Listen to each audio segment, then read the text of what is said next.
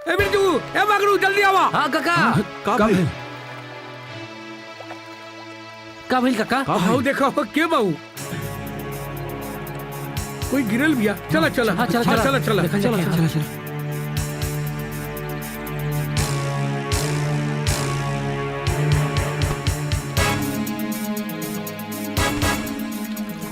है जा जल्दी सोने से पकड़ा, पता नहीं कैसे गिर गई। पकड़। हाँ अरे अरे ठीक से उलट सीधा करा। उलट बढ़िया से आराम से उलट। देखा देखा तनी देखा सांस चलत है।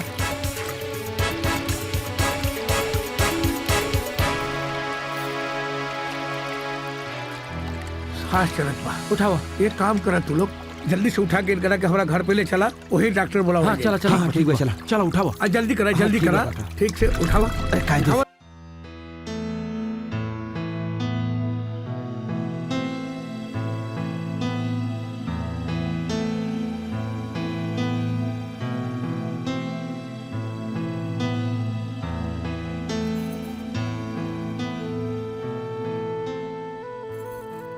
काका घबराए के कोनो बात नहीं के। ऊंचाई से गिरला के चलते ई बेहोश हो गई बाड़ी। अच्छा बाकी सब कुछ ठीक बा। हम कुछ दवाई लिख के देता नहीं, समय पे देता रहा, हम सब ठीक हो ठीक जाई। बा। और हाँ हाँ ई गर्भवती बाड़ी, का हाँ लेकिन डरे के कोनो बात नहीं के। भगवान के दया से बच्चा सकुशल बा, बाकी सब ठीक बा। अगर कुछ होखी तो हमरा के खबर कर दे। डॉक्टर साहब एक मिनट। हाँ ठीक बा, इनकरा के भेज दी। ए तू लोग डॉक्टर साहब हाँ, के छोड़ाओ। ठीक बा। जा। आवा।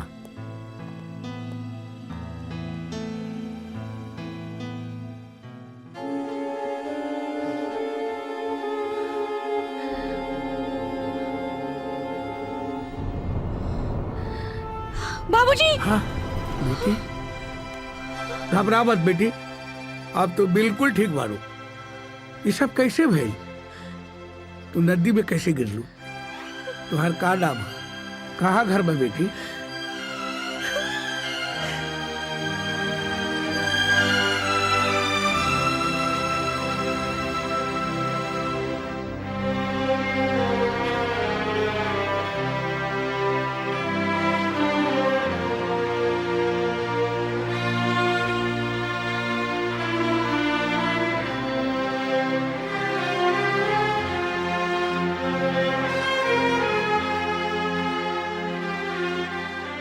एही से आत्महत्या करे गए रहनी नदी में, हमके काहे बचावनी?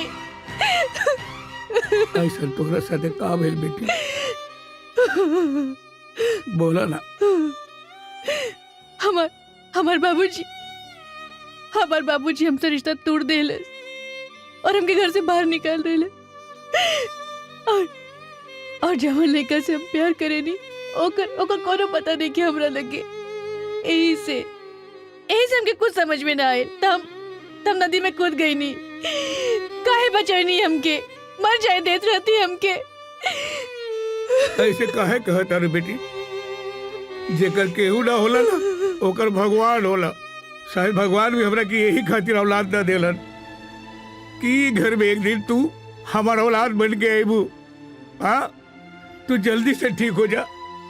आज से ये तुम्हार घर है, तू हमार बेटी हो, हम तुम्हार बाप है बेटी, हम तुम्हार बाप है।